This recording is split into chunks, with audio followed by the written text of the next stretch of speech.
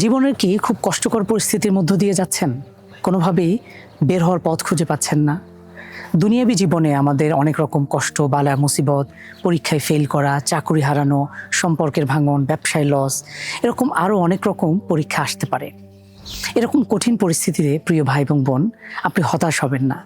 আল্লাহ সুবহানাহু ওয়া তাআলা সেই আয়াতটিকে স্মরণ করুন।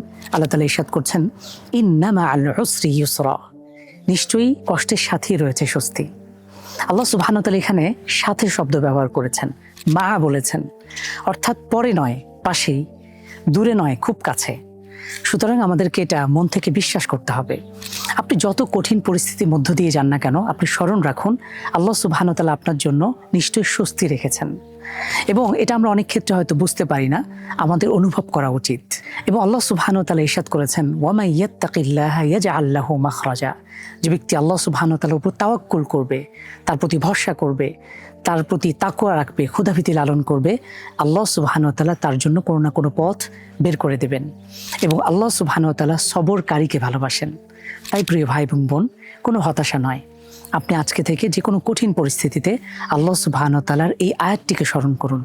এবং আপনার কোনো বন্ধু যদি কঠিন পরিস্থিতির মধ্যে থাকে, তার সাথেও এটি শেয়ার করতে পারেন।